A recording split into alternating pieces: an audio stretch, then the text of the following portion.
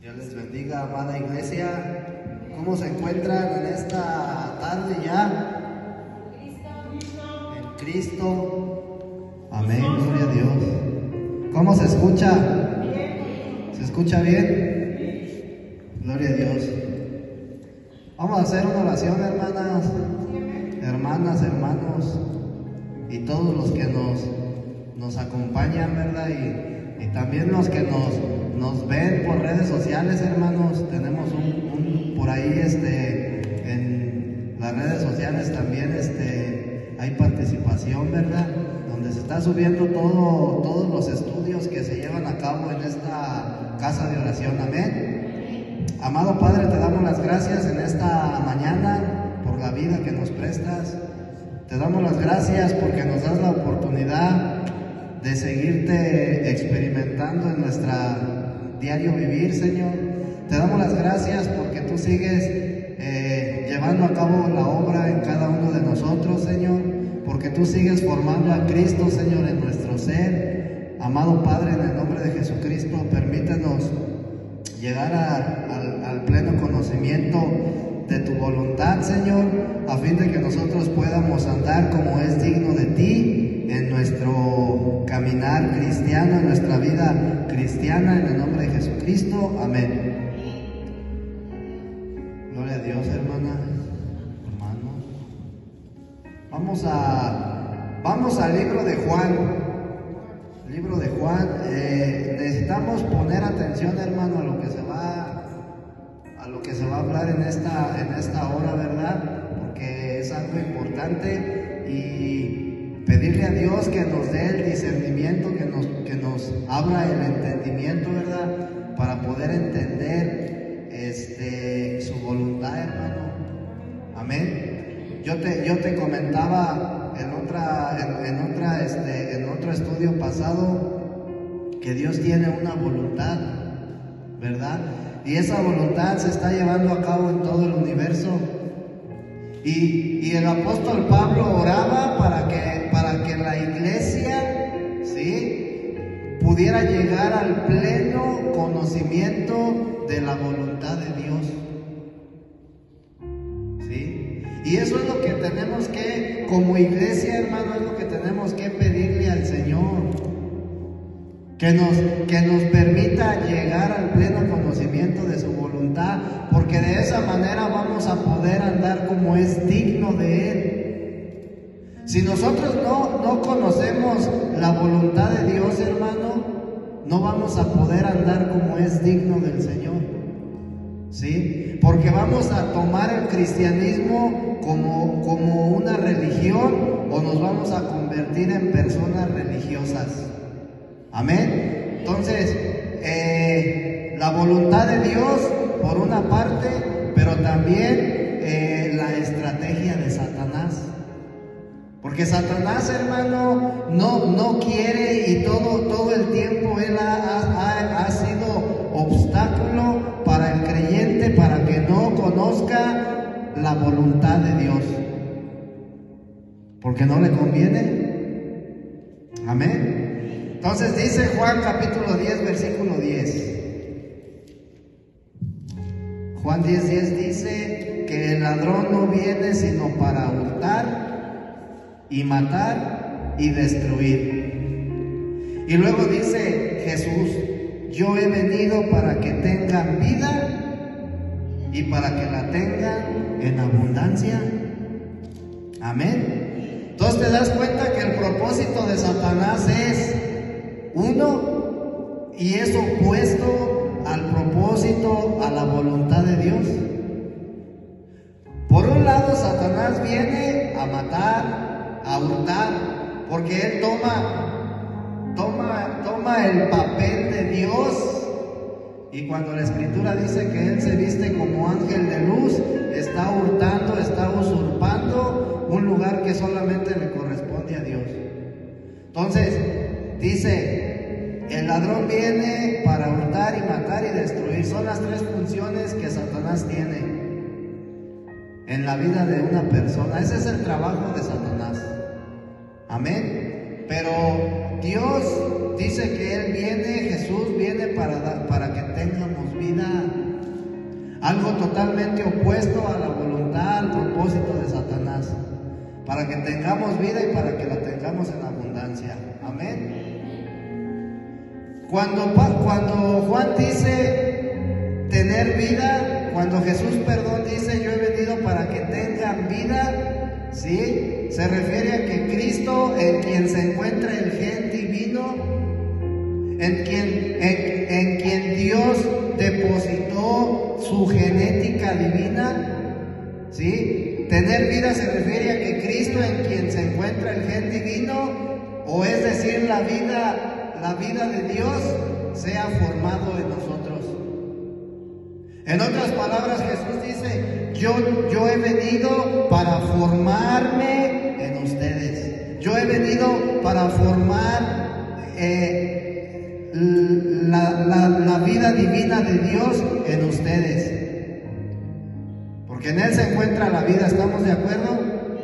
Entonces Jesús vino para que la vida de Dios pudiera formarse en mí. Amén. Porque conforme a lo que dice Pablo, Cristo tiene que ser formado en nosotros, hermanos.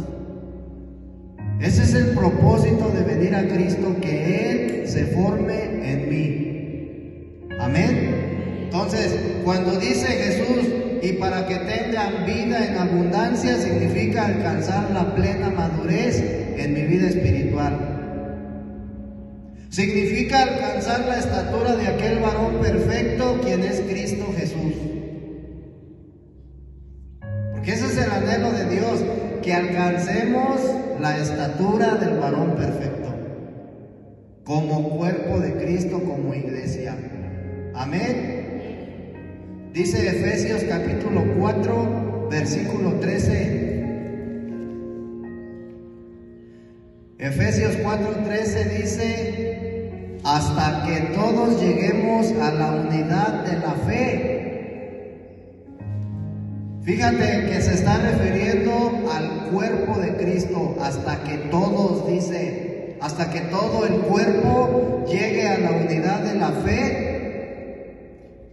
Y todo el cuerpo tiene que llegar al conocimiento del Hijo de Dios. Entonces, el hecho de que venga alguien a tu vida y te predique a Cristo, el hecho de que alguien te haga la oración de fe, no significa que tú has llegado al pleno conocimiento de Cristo. Para que tú llegues al pleno conocimiento de Cristo, te tienes que sujetar a Dios, tienes que vivir en sujeción, en obediencia, y tienes que escudriñar las Escrituras. Porque de lo contrario, no vas a llegar al pleno conocimiento. Y Dios anhela que nosotros lleguemos al pleno conocimiento de su Hijo. Cuando dice la Escritura que cuando Dios le dice a su pueblo, ustedes de oídos me conocen, eso es también para hoy en la actualidad, para el cristiano, hermano. Porque hay muchos hermanos en Cristo que solamente han conocido a nuestro Señor Jesucristo de oídos. No han llegado al pleno conocimiento. Entonces vemos que Pablo dice que todos tenemos que llegar a la unidad de la fe y al conocimiento del Hijo de Dios, a un varón perfecto. Ese es el propósito de Dios, perfeccionar tu vida a la medida de la estatura de la plenitud de Cristo. Es decir, que nos quiere hacer iguales a Él, en vida y en naturaleza, mas no en su deidad. Amén. Luego dice Colosenses 1:18. Colosenses 1:18 dice, y Él es la cabeza del cuerpo. Y Él es la cabeza del cuerpo, que es la iglesia. Él que es el principio, el primogénito de entre los muertos, para que en todo tenga la preeminencia. Entonces te fijas que nosotros como iglesia, hermano, formamos el cuerpo de Cristo. Y el cuerpo de Cristo, hermano, no solamente algunos creyentes o algunos cristianos, sino todo el cuerpo de Cristo tiene que llegar al pleno conocimiento del Hijo de Dios. Tu deber es ese, que tú llegues al pleno conocimiento de Cristo. Como cristiano ese es tu deber, que tú llegues al pleno conocimiento de Cristo. Amén. Entonces la voluntad de Dios es edificar la iglesia como el cuerpo de Cristo. Esa es la voluntad de Dios. La voluntad de Dios es edificar a un varón perfecto.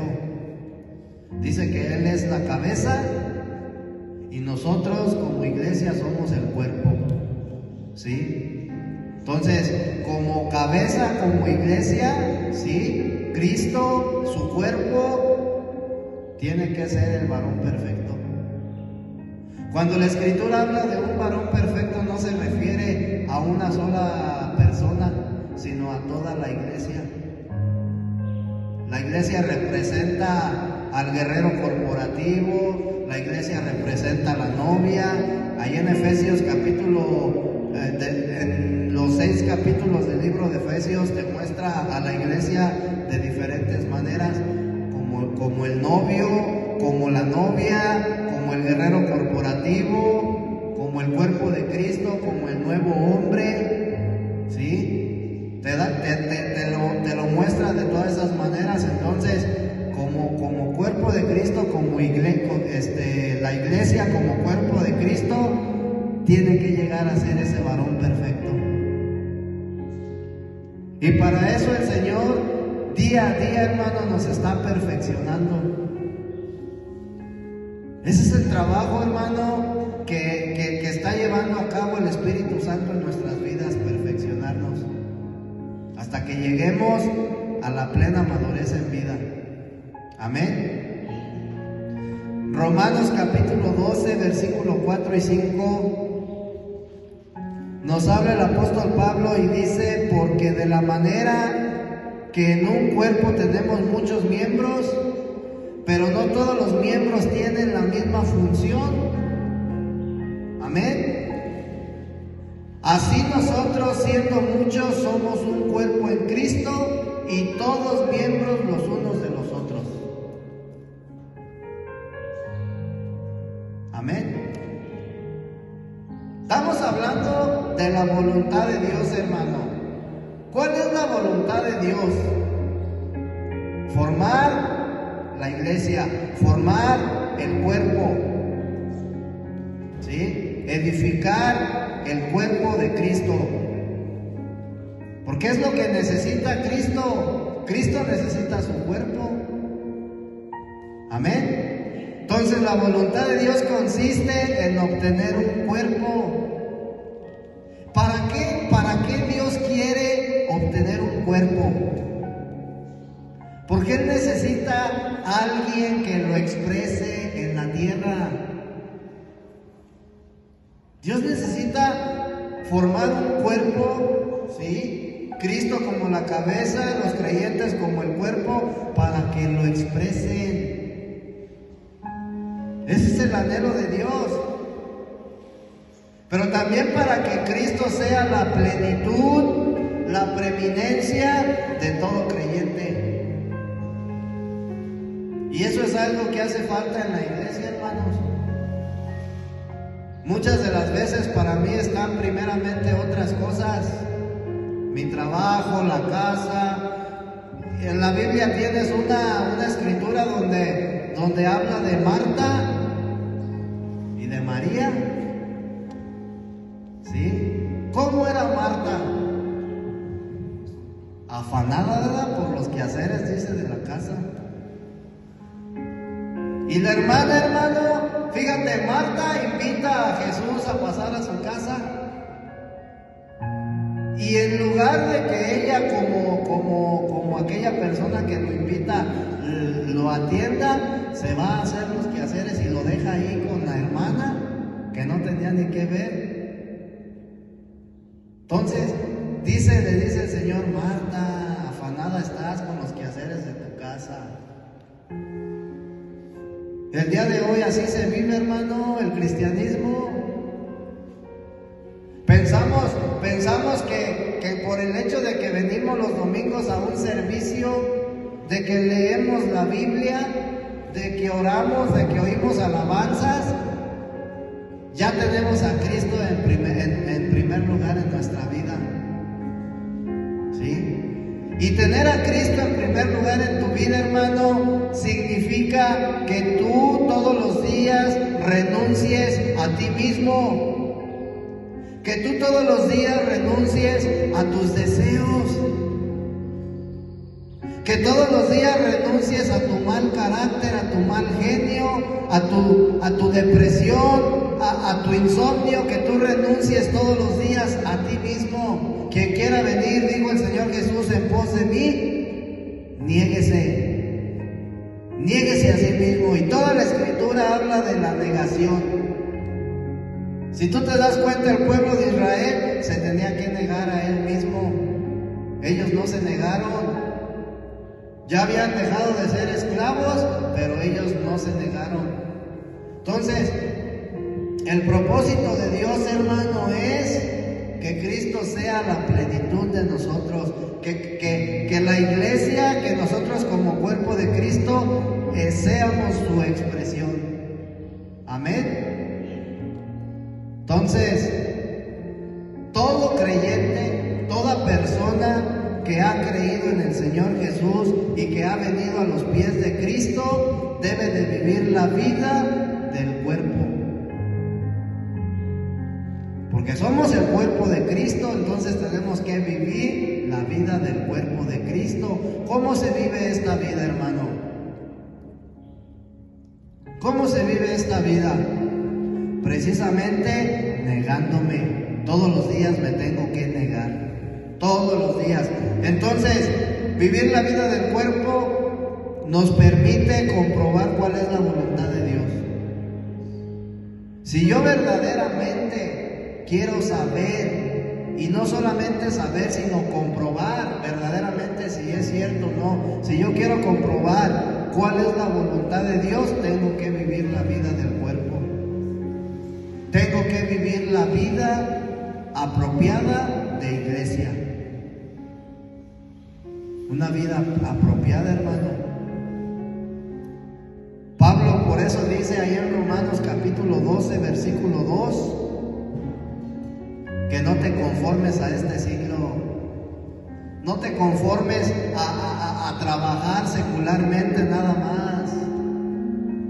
No te conformes a lo que el sistema en este mundo te muestra, te da. No te conformes a este siglo, sino transformaos por medio de la renovación de vuestro entendimiento. Entonces, te das cuenta que para yo poder comprobar cuál sea la buena voluntad de Dios, agradable y perfecta, mi mente tiene que ser transformada. Yo tengo que tener una transformación en mi interior. Mi alma, la cual todo el tiempo está en contra, ¿sí?, del espíritu, tiene que ser transformada. Lo que se tiene que negar, hermano, cuando hablo de que negarme a mí mismo, mi alma se tiene que negar. ¿En dónde se encuentran tus deseos? En el alma. Ahí están los deseos, hermano. ¿En dónde se encuentra tu mal carácter? En el alma. Entonces, el alma es la que tiene que ser transformada. Cuando la Escritura dice, transformaos por medio de la renovación de vuestro entendimiento. ¿En dónde se encuentra el entendimiento? En el alma. ¿Y el discernimiento en dónde se encuentra? En el espíritu. Entonces, tú te das cuenta, hermano, para poder comprobar la voluntad de Dios tengo que ser transformado. Mi alma tiene que ser transformada. La transformación de nuestro entendimiento se tiene que efectuar en nosotros para poder comprobar la voluntad de Dios. Comprobarlo es que tú lo estés experimentando. ¿Sí? Entonces, si somos miembros apropiados del cuerpo de Cristo, es decir, si participamos verdaderamente o apropiadamente como miembros del cuerpo de Cristo, si actuamos de una manera como se debe de actuar conforme al cuerpo de Cristo, y si nosotros ejercemos nuestra función conforme al cuerpo de Cristo, seremos verdaderamente personas que estamos viviendo la voluntad de Dios. ¿Por qué a veces nos cuesta trabajo, hermano, vivir la voluntad de Dios? Vivir la voluntad de Dios es diferente a aceptar la voluntad de Dios. Y aceptar la voluntad de Dios cuesta trabajo, pero hasta cierto punto llega un momento en el que te resignas. Como que dices, pues es que ya no me queda de otra, ¿verdad? Pero no del todo, hermano. A veces aceptamos la voluntad de Dios, pero vivir conforme a su voluntad. Ahí es donde muchas... Mira, hermano, ¿sabes por qué las personas se desaniman? ¿Por qué se van de las iglesias?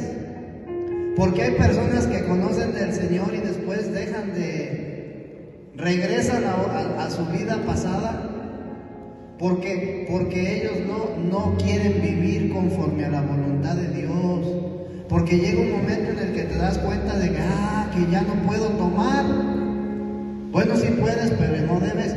Ya no debo de tomar. ¿Cómo que ya no más droga? Y te das cuenta que implica empezar a dejar de hacer lo que a mí me agrada. ¿Sí? Y es cuando digo, no, pues está medio cruel. Y por eso, hermano, la gente se va de las iglesias, la gente se desanima. Porque cuando la palabra de Dios viene y los confronta, que dicen, no, pues ahí ese pastor predica bien fuerte, voy a ir mejor allá donde me apapachan, donde me soban el lomo. Cuando la palabra de Dios confronta, hermano, mi vida es porque yo no estoy viviendo conforme a la voluntad de Dios. Amén. Si tú estás viviendo conforme a la voluntad de Dios, la palabra de Dios no te va a confrontar. Cuando tú confrontas a tu hijo es porque se está portando mal o porque está haciendo las cosas mal. Tú vas y lo confrontas, oye, ¿qué pasa contigo? ¿Sí o no? Tú no vas a llegar a confrontar a una persona nada más porque sí. A tu pareja, a tu esposo, a tu esposa. En tu trabajo, el patrón te va a confrontar cuando tú estés haciendo las cosas mal. Oye, hermana, fíjate que pues aquí hicimos inventario y están haciendo falta piezas. ¿Qué pasó? Entonces, cuando Dios te confronta a través de su palabra es porque no estamos haciendo las cosas bien, porque no estamos viviendo conforme a su voluntad. Eso lo tenemos que entender, hermano. No estamos viviendo una vida apropiada del cuerpo de Cristo. ¿Cuántos dicen amén?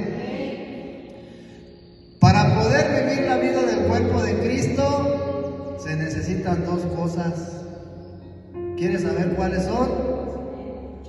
La primera, tienes que permanecer bajo la cabeza. Tú nunca vas a poder ser cabeza. Para que tú puedas vivir la vida del cuerpo de Cristo necesitas, mira, ¿verdad que mi cuerpo no hace lo que Él quiere? Hace lo que acá la cabeza le manda. Mira, fíjate, muévete, hermano. ¿Por qué? Porque está sujeto a su cabeza. Entonces, para poder vivir conforme a la voluntad de Dios, tengo que estar sujeto, tengo que vivir en sujeción a la cabeza, la cual es Cristo. Tengo que sujetarme a Él.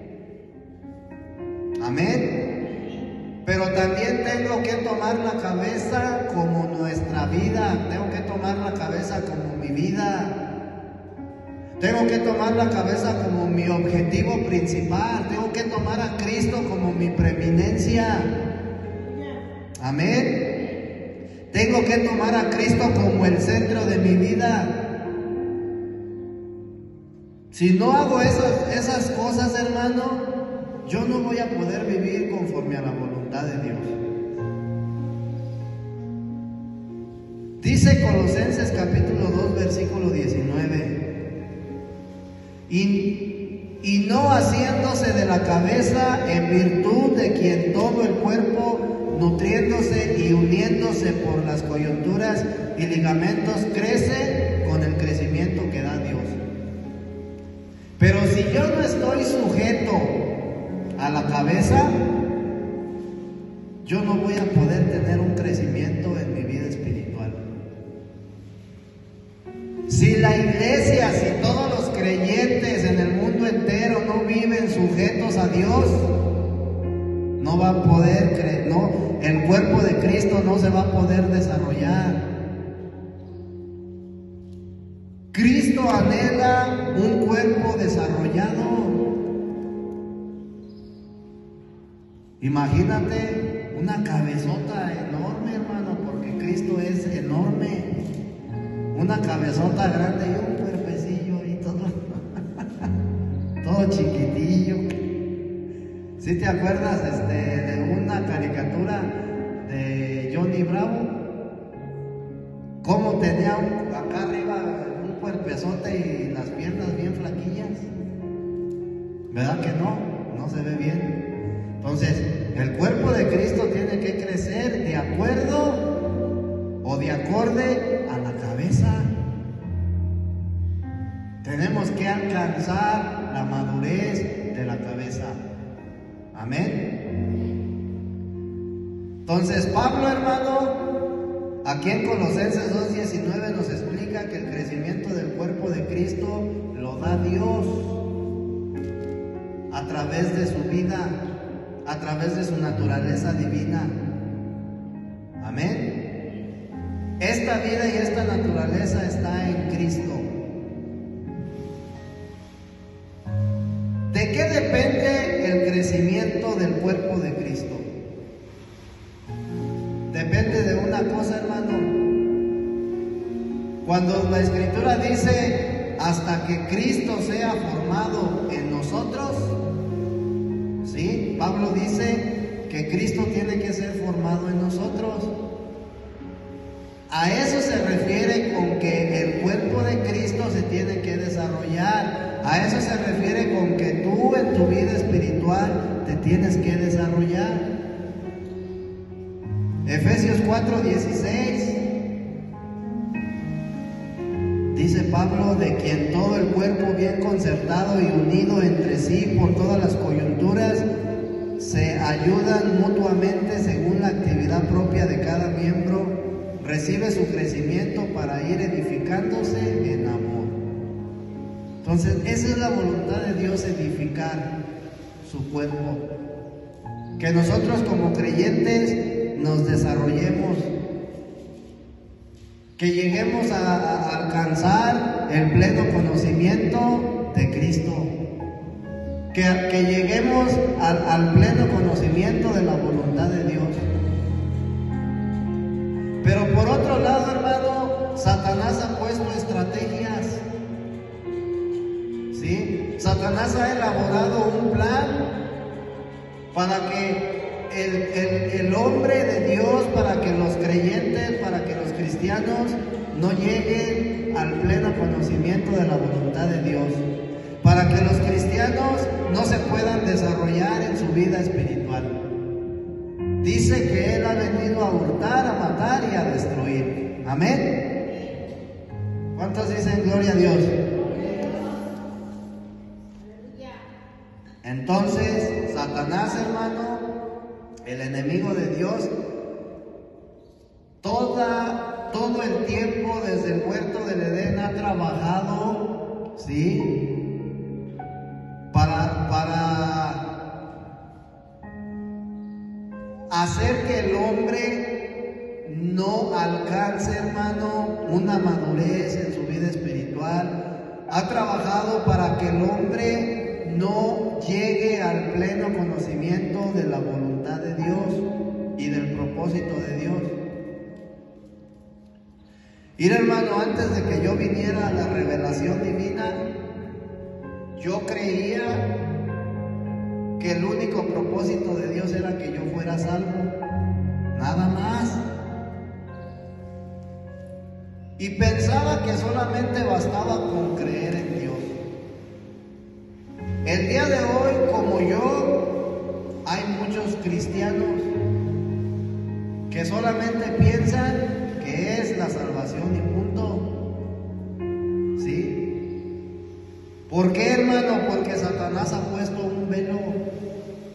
Entonces, Satanás, hermano, tiene estrategias, ¿verdad? Y esas estrategias que él tiene las utiliza en contra de la iglesia, o más bien contra la iglesia. Porque a Satanás no le conviene que la iglesia se desarrolle. ¿Por qué crees que el Señor ha tardado tanto en venir? Desde hace 2000 años, desde antes de que el Señor Jesucristo fuera crucificado, Él mismo dijo, fíjate lo que dijo Él,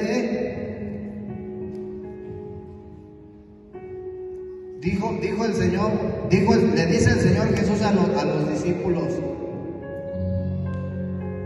Le preguntan los discípulos al Señor: Señor, ¿cuándo será el día de tu venida? O sea, tú te das cuenta que desde aquel entonces el Señor Jesús les había dicho a sus discípulos que Él iba a volver. Han pasado ya más de 2000 años, hermano, y el Señor no ha venido. Desde entonces, desde aquellos tiempos, Pablo hablaba de la venida secreta de Cristo, del arrebatamiento de la iglesia. En la carta en Primera de Tesalonicenses, capítulo 4, han pasado 2000 años, ¿sí? Y Cristo no ha venido por su iglesia. ¿Por qué? Porque la iglesia no está madura, hermano. La novia no está preparada por el hecho de que Satanás ha utilizado sus estrategias contra la iglesia, para que la iglesia no madure, para que la iglesia no se desarrolle. ¿Sí? Una de las estrategias de Satanás, hermano, es que él ha introducido sustitutos de Cristo. Dice que Satanás se disfraza como ángel de luz. Ha introducido sustitutos de Cristo. ¿Cuáles son estos sustitutos, hermano? ¿Cuáles son los sustitutos? La filosofía, las culturas, la ley, no la ley policíaca, la ley, la dispensación, el pacto que Dios hizo en la antigüedad. Ahorita te voy a explicar un poquito de eso, La religión y los dones son cosas que Satanás ha utilizado como sustitutos de Cristo. No son malos, pero han sustituido a Cristo. ¿Sí? Entonces, dice Primera de Juan 2, capítulo 18 al 22, dice: hijitos, ya es el último tiempo, y según vosotros oísteis que el anticristo viene, así ahora han surgido muchos anticristos. Por esto conocemos que es el último tiempo. Salieron de nosotros, pero no eran de nosotros, porque si hubiesen sido de nosotros, habrían permanecido con nosotros. pero salieron para que se manifestase que no todos son de nosotros. Pero vosotros tenéis la unción del Santo y conocéis todas las cosas. No os he escrito como si ignoraseis la verdad, sino porque la conocéis y porque ninguna mentira procede de la verdad. ¿Quién es el mentiroso? Sino el que niega que Jesús es el Cristo. Este es anticristo, el que niega al Padre y al Hijo. Amén. Entonces, ¿cuáles son los sustitutos que Satanás utiliza contra la iglesia? Te los acabo de mencionar: la religión, la filosofía, la cultura, la religión, los dones, la ley. Pero hay tres, hermano, que son los que más han engañado al cristiano y no le permiten que se desarrolle en su vida espiritual. ¿Y? Número uno, la filosofía. Dice Pablo en Colosenses capítulo 2, versículo 8. Fíjate lo que Pablo advierte a la iglesia: mirad que nadie os engañe por medio de filosofías huecas, y huecas sutilezas, según las tradiciones de los hombres, conforme a los rudimientos del mundo y no según Cristo. Tengan cuidado que no los engañen con filosofías, dice Pablo. Entonces, ¿te das cuenta que Satanás utiliza las filosofías? ¿Qué significan las filosofías y las huecas sutilezas? Cuando Pablo dice tengan cuidado de las filosofías y de las huecas sutilezas, se refiere a enseñanzas faltas y carentes de vida, enseñanzas que están faltas de Cristo, enseñanzas que carecen de Cristo. A eso se refiere Pablo y dice tengan cuidado a ese tipo de enseñanzas que carecen de vida, que no edifican, que no sirven para que el cristiano se desarrolle en su vida espiritual. Tengan cuidado. Cuando dice a los rudimentos del mundo, se refiere a las enseñanzas rudimentarias. Estas enseñanzas rudimentarias, hermano, pertenecían a los judíos y a los gentiles. ¿Sí? ¿En qué consistían estas enseñanzas? En cumplimientos ritualistas, en rituales, como el comer carne, como el beber vino, como el lavamiento de las manos, el lavamiento de los pies, el ascetismo, ¿sí? Y otros asuntos que tienen que ver con la ley. A ver, hermana, duro. El ascetismo es lo que va en contra de Dios. ¿Sí? Entonces, la ley, fíjate bien, la ley es otro sustituto de Cristo que Satanás ha utilizado por muchas décadas. La ley consta de tres aspectos, hermano. Esto es bien importante que tú lo sepas. Mira, pon atención, La ley consta de tres aspectos, ¿sí? El principio de la ley, los mandamientos y los ritos de la ley. El principio de la ley, los mandamientos y los ritos de la ley. De eso consta la ley.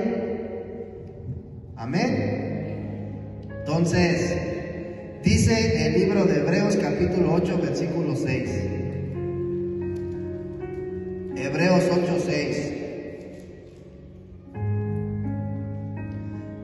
Pero ahora tanto mejor ministerio es el suyo, cuanto es mediador de un mejor pacto establecido sobre mejores promesas. Dice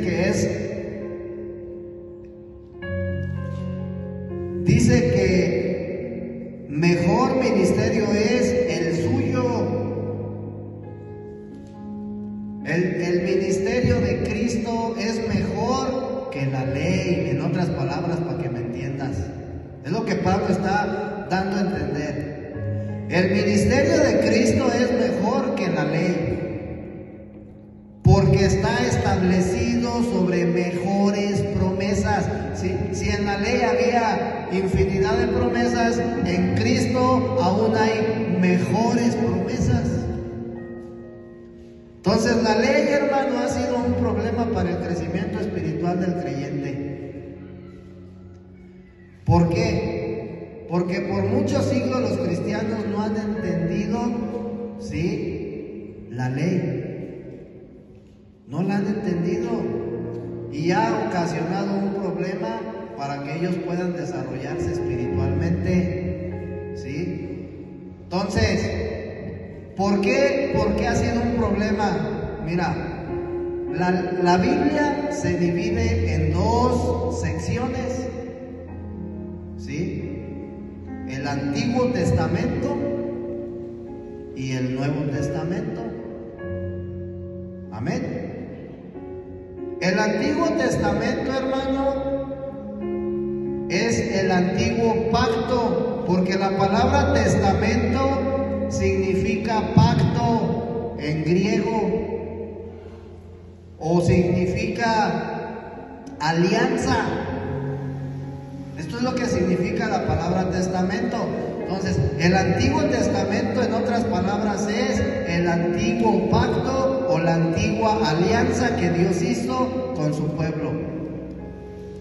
¿Cuál fue este pacto que Dios utilizó o cuál fue esta alianza que Dios utilizó con su pueblo? La ley. La ley fue con lo que Dios hizo un pacto con su pueblo. Porque si tú te fijas, previo a la ley, hermano, es decir, cuando no había un pacto todavía, dice la Escritura que el hombre no podía ser juzgado de nada, aunque viviera en pecado, era pecador. Desde Adán hasta Noé, hasta Moisés, perdón, no había ley. Pero ya cuando Dios entrega las tablas a Moisés, está entregándole un pacto para que se lo haga saber a su pueblo, ¿sí? Entonces, el Antiguo Testamento es el antiguo pacto que Dios hace con su pueblo, y el Nuevo Testamento es el nuevo pacto que Dios hace tanto con los judíos como con los gentiles. Y ahí entramos nosotros, ¿verdad? Entonces, ¿quién es el nuevo pacto, hermano? Cristo. Él es el nuevo pacto. El antiguo pacto es la ley y Cristo es el nuevo pacto. Amén. Entonces dice Pablo que hay un mejor pacto que la ley. Hay algo mejor que la ley y es Cristo. Cristo es mejor que la ley, ¿sí? Y este pacto que es mejor que la ley está establecido sobre mejores promesas. O sea que en Cristo hay mejores promesas que en la ley. Hebreos capítulo 8, versículo 6.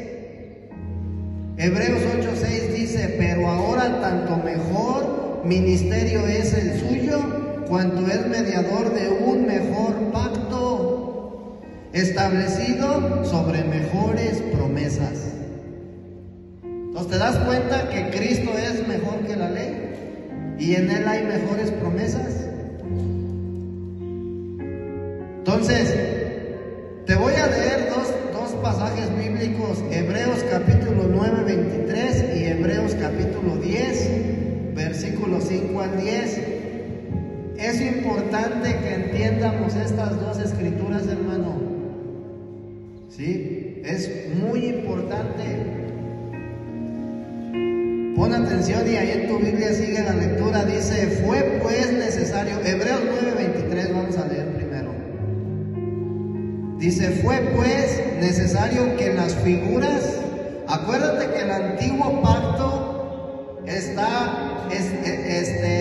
tiene que ver con las figuras, con tipos o con sombras de Cristo. La ley, por así decirlo, era una figura de Cristo. La ley era una sombra de Cristo, la ley era un tipo de Cristo. Entonces, fue pues necesario que las figuras de las cosas celestiales fuesen purificadas así. Pero las cosas celestiales mismas son mejores sacrificios que estos. Fíjate lo que dice Pablo, Y luego en Hebreos 10, versículo 5 al 10, dice Pablo: por lo cual, entrando en el mundo, dice, sacrificio y ofrenda no quisiste, mas me preparaste cuerpo. Holocaustos y expiaciones por el pecado no te agradaron. Entonces dije: he aquí que vengo, oh Dios, para hacer tu voluntad, como en el rollo del libro está escrito de mí. Diciendo primero: sacrificio y ofrenda y holocausto y expiaciones por el pecado no quisiste, ni te agradaron, las cuales cosas se ofrecen según la ley. Y diciendo luego: he aquí que vengo, oh Dios, para hacer tu voluntad.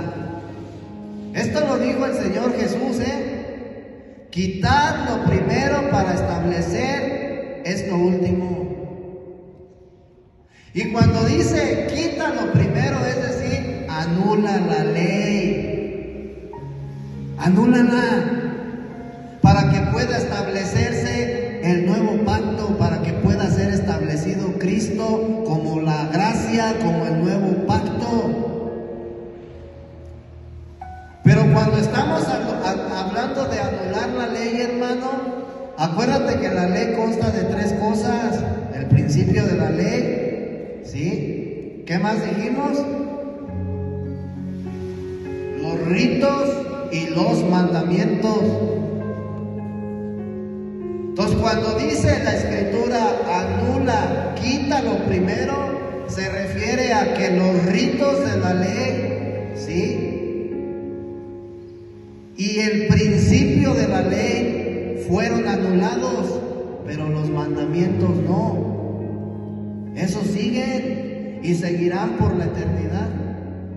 Entonces, el cristiano no ha entendido, hermano, que la ley fue abolida, fue destituida en cuanto a sus ritos y en cuanto al principio de la ley, que tiene que ver con las ofrendas, con el diezmo, con los holocaustos, con los sacrificios, etcétera, etcétera, ¿sí? Con las fiestas.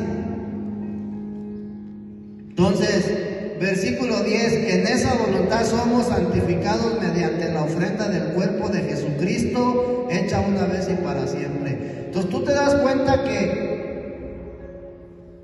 en la ofrenda que nosotros somos santificados es en Cristo, porque Él se dio como ofrenda. En Él somos santificados, no en los ritos de la ley, no en las tradiciones de la ley, ¿sí? Entonces, para poder entender la cuestión de la ley, hermano, debemos conocer los tres aspectos de la ley. Si tú no conoces estos tres aspectos, el principio de la ley, los mandamientos y ¿qué te dije? Se me fue. Principio de la ley, los mandamientos y sus ritos. Si nosotros no conocemos estos tres aspectos de la ley, hermano, ¿sí?, no vamos ¿cómo se dice? Nosotros no vamos a poder entender, conocer la voluntad de Dios. Amén. Porque la voluntad de Dios no tiene nada que ver conforme a la ley. Dice el apóstol Pablo en Romanos que la ley fue el ayo que Dios utilizó. Y un ayo, hermano, es algo que sirve para proteger. Entonces, hasta cierto punto, cuando Dios pacta con el hombre a través de la ley, lo hizo para protegerlo.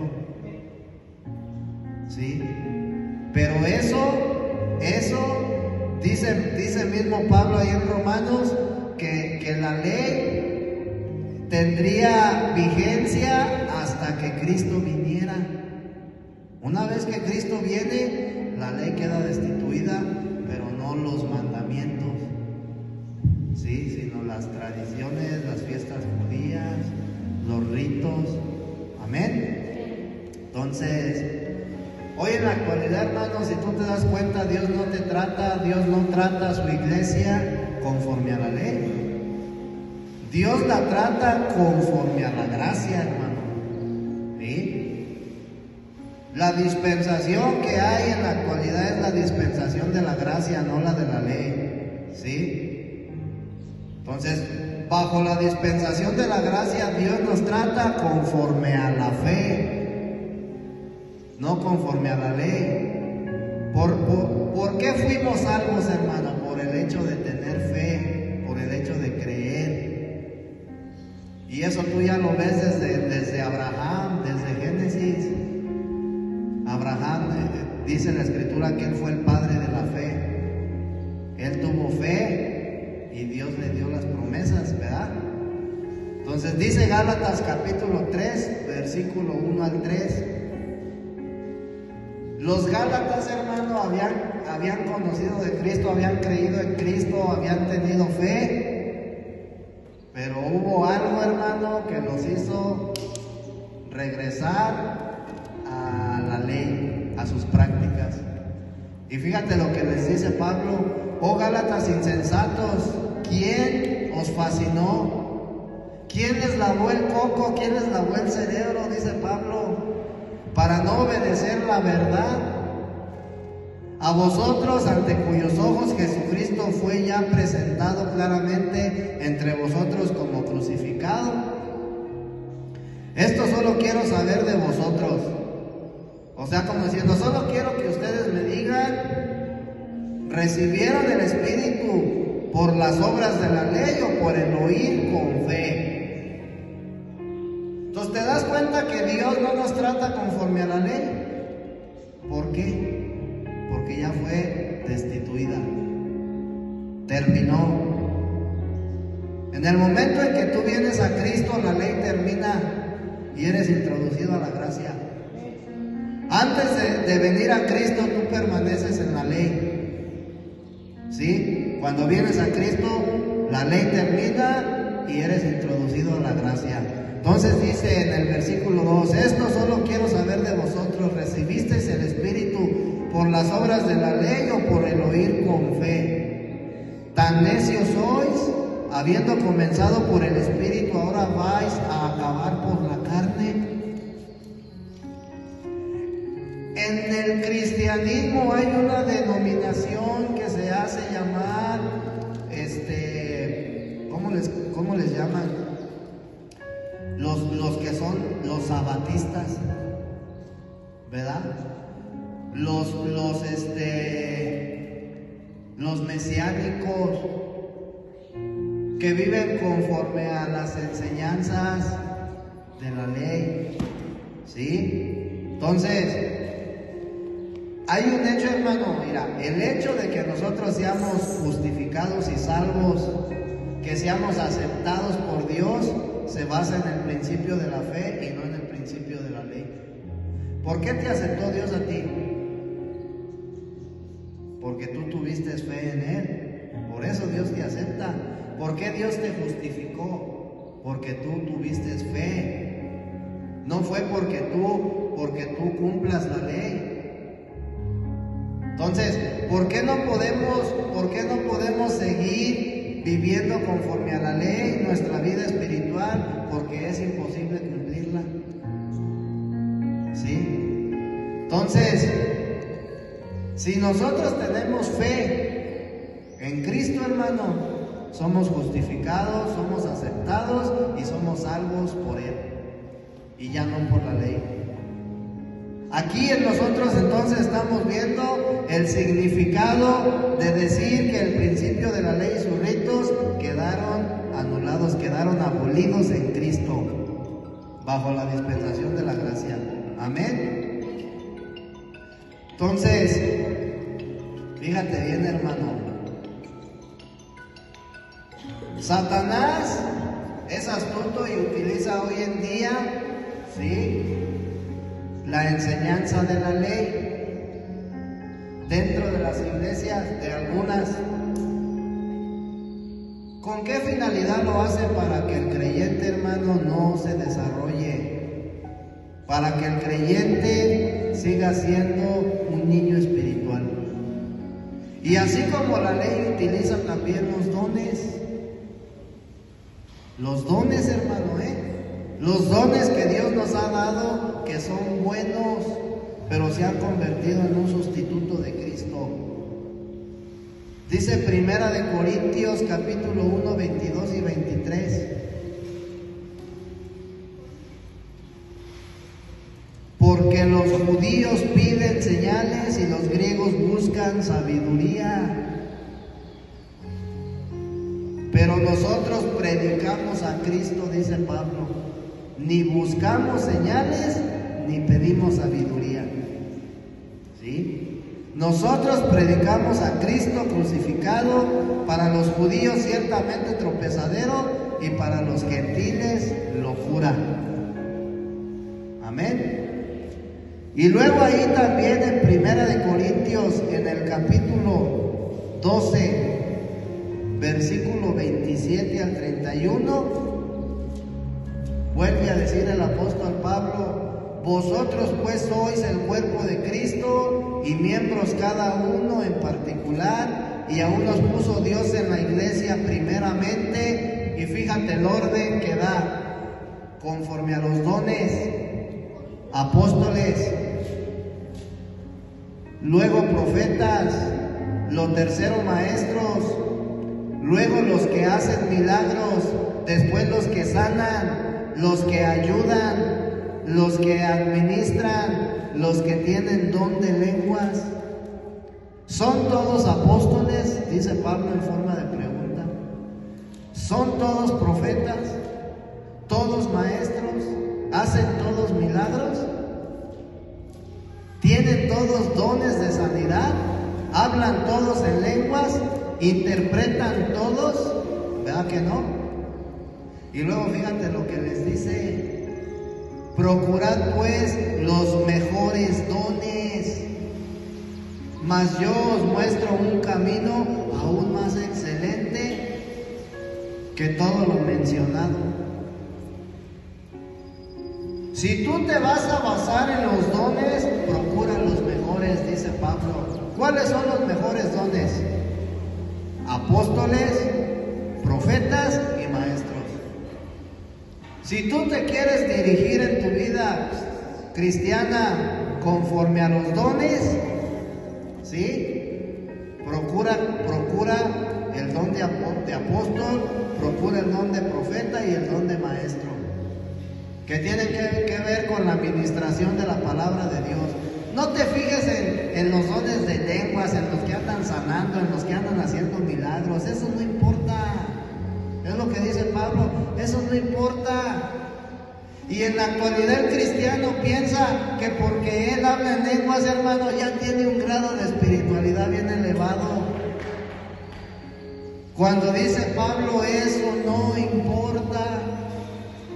Es más importante el apóstol, el don de apostolado.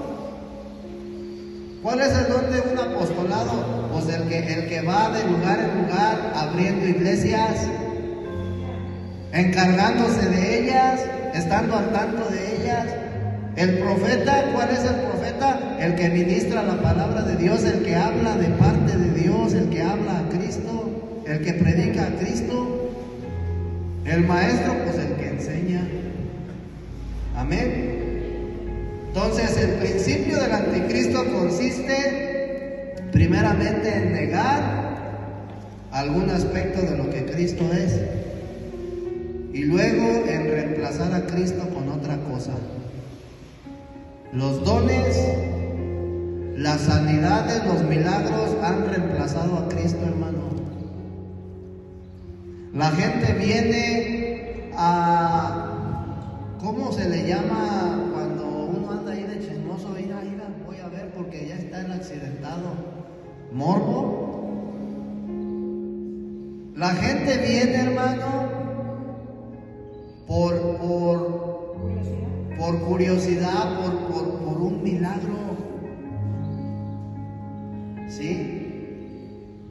La gente busca de Dios porque quiere un mejor trabajo. ¿Sí? Porque necesita que le haga un milagro, hermano, en su vida, que su matrimonio sea restaurado, que su adicción, hermano, sea quitada, por así decirlo. ¿Sí? Pero no viene, hermano, porque verdaderamente le importe conocer, experimentar a Dios en su vida. Y cuando se da cuenta, hermano, que esto tiene que ver con ser valientes, con pagar el precio, es cuando se desanima la gente. Porque no les han hablado con la verdad, hermano. Mira, a todos nos gusta que nos digan, Dios te va a hacer el milagro, Dios va a restaurar tu vida, Dios te va a sanar. Y si no es lo que Dios quiere, si Dios no quiere sanarte, hermano, o si Dios te quisiera sanar, ¿desde cuándo ya lo hubiera hecho? El propósito es que nosotros conozcamos a Dios y nos enamoremos de Él. Amén. Entonces, gloria a Dios, hermano.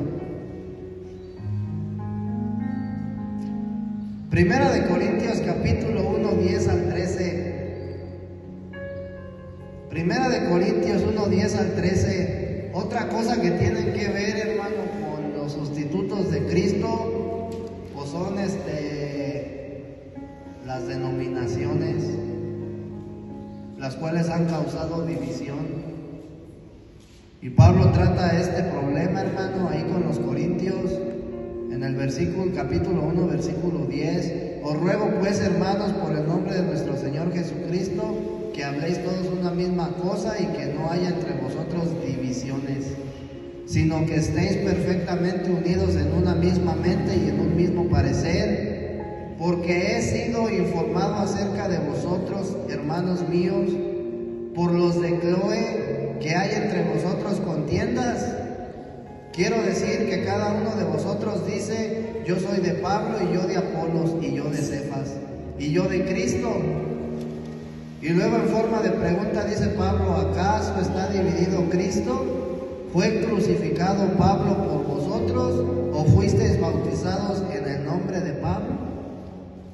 Entonces Satanás utiliza, hermano, ¿sí?, las denominaciones para provocar contienda. Y una vez que hay contienda, una vez que el creyente se enfrasca en una denominación, anula la función de todos los miembros del cuerpo de Cristo. ¿Por qué se anula la función? Porque ya no hay unidad, porque hay división. ¿Sí? Utiliza el sistema clerical. El sistema clerical, hermano, tiene que ver con las enseñanzas de los nicolaitas, de los cuales habla Apocalipsis capítulo 2. ¿Sí? Entonces, ¿quiénes eran los nicolaitas? Pues estos representan a un grupo de personas que se consideran superiores a los creyentes comunes. Entonces, el asunto, hermano, es que Satanás ha adoptado jerarquías, ¿sí?, por medio del catolicismo, por medio del protestantismo, y esto ha tenido como resultado que el creyente, hermano, que el cuerpo de Cristo esté dividido. Dice Pablo que todos hablen una misma cosa. ¿Sí o no dice así? El día de hoy se habla una misma cosa en las congregaciones. Sí se predica a Cristo, pero con diferentes doctrinas, enseñanzas, hermano, no conforme a la Escritura. Entonces, se ha reemplazado, hermano, ¿sí?, el cuerpo de Cristo se ha convertido el día de hoy en algo religioso. El cristianismo se ha hecho religión, ¿sí? Entonces, la meta de Dios es que Cristo sea todo para los creyentes, que sea nuestra preeminencia. Amén. La voluntad, el propósito de Dios es que nosotros experimentemos a Cristo verdaderamente en nuestra vida. ¿En qué momento tú lo vas a experimentar verdaderamente? A través del problema. En medio de la prueba, en medio de la tempestad, tú vas a experimentar verdaderamente a Cristo. ¿Sí? Tú tienes un ejemplo cuando los discípulos iban en la barca y el mar embraveció y los vientos también.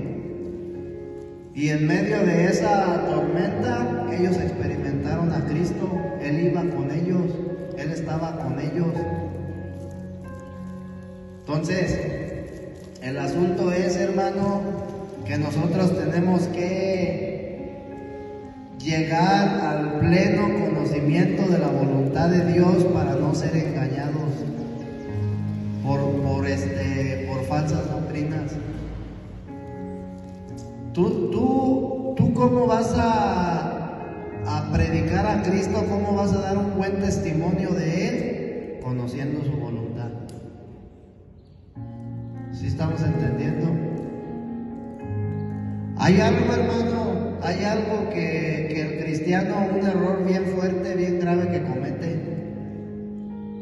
Decir, Dios te va a sanar, Dios va a restaurar tu matrimonio.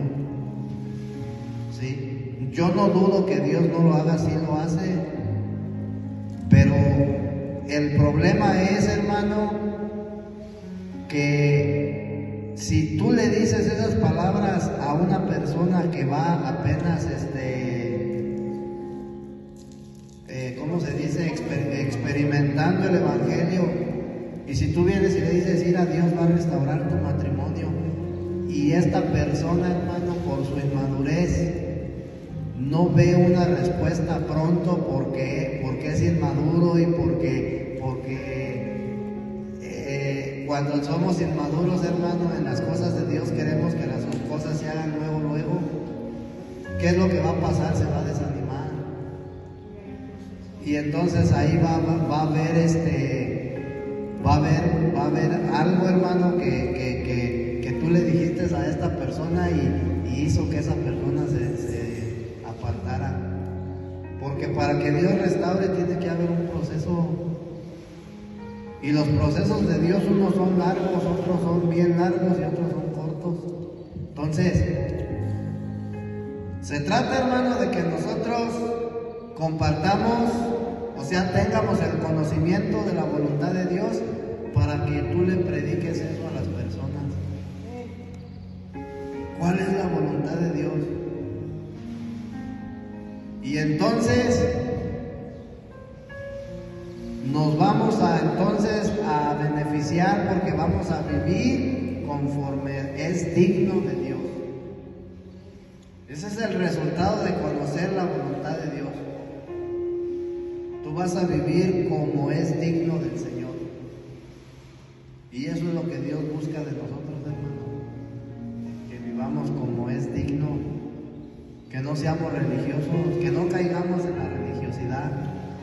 Tenemos que ser liberados de eso. Amén.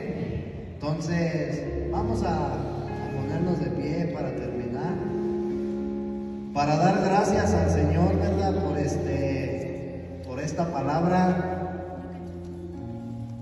Padre, te damos las gracias en esta hora porque tú nos alimentaste en esta mañana por medio de tu palabra, Señor, la cual tú hablaste, la cual es nuestro alimento constitutivo.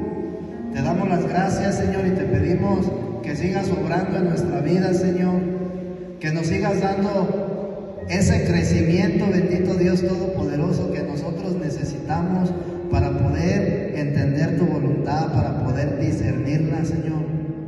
Ayúdanos a crecer, Señor. Ayúdanos a vivir como es digno de ti, Señor, nuestra vida cristiana, nuestra vida espiritual, para de esa manera, Señor, poder dar un buen testimonio de ti, para de esa manera poder experimentar, Señor, tu carácter, para de esa manera poder dar testimonio, testificarte a ti, Señor Jesucristo.